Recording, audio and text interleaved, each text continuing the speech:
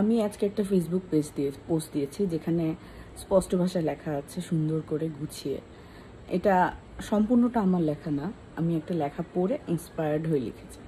সেখানে লেখা আছে যে সন্তানকে দামি উপহার না দিয়ে সুস্থ স্বাভাবিক সুন্দর একটি দাম্পত্য জীবন গিফট করুন।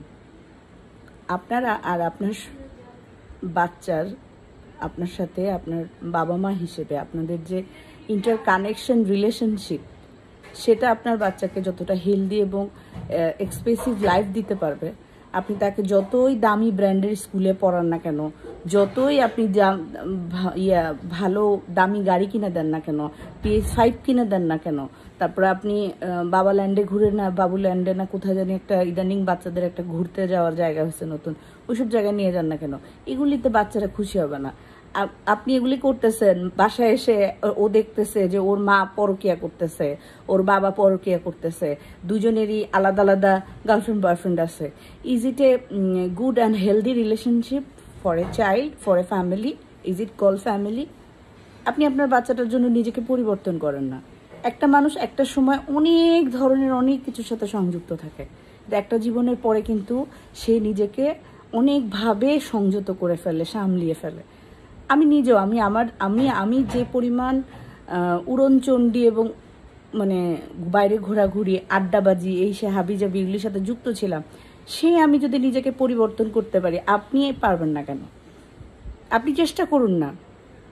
পরকীয়া কোনো সুস্থতা না, সলিউশন না। আপনার হাজব্যান্ড এসে আপনাকে সময় দিচ্ছে না, তার ব্যস্ততা বা তার সে তো অন্য কোনো কাজে ব্যস্ত না, সে তো হয়তো টাকা ইনকামই করতেছে, অথবা আপনি আপনার অফিস কলিগের প্রতি অ্যাট্রাক্ট হইতেছেন। আপনার অফিস কলিগের চেয়ে কিন্তু বেশি গুরুত্বপূর্ণ আপনার ওয়াইফ এবং আপনার বাচ্চা। আপনি দুইজনকে সময় দিন,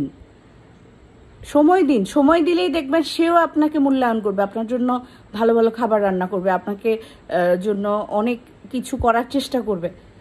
অ্যাপ্রিসিয়েশন করুন, ছোট ছোট অ্যাপ্রিসিয়েশনে কিন্তু সম্পর্কর হেলথ অনেক ভালো হয়।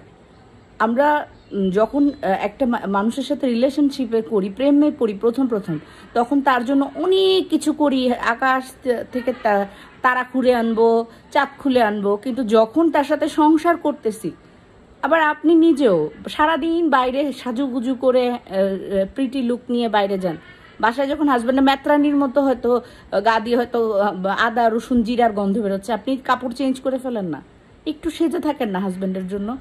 এই ছোট ছোট প্রয়াসে দেখবেন দাম্পত্য জীবনটা অনেক সুন্দর হবে।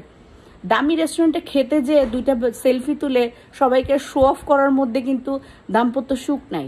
আমাদের এখনকার যুগে কি হয়েছে, বউয়ের একটা হাতে মোবাইল, হাজব্যান্ডের হাতে একটা মোবাইল, সন্তানের হাতে একটা ট্যাব বা একটা মোবাইল, তিনজনের হাতে তিনটা ডিভাইস নিয়ে বসে আছে, এই হচ্ছে। এবং কটা ছবি তুললো যখন, তখনই সবাই একসাথে একত্রিত হয়ে সেটা শো অফ করতেছে। শো অফ তো শান্তি না, শো অফ তো স্বস্তি না। শো অফ বন্ধ করে একটু নিজেরা নিজেদের মধ্যে সময় দেন, নিজেদের জন্য নিজেরা বাঁচেন, দেখবেন জীবনটা কত সুন্দর হয়ে গেছে। অনেক ভালো থাকবেন।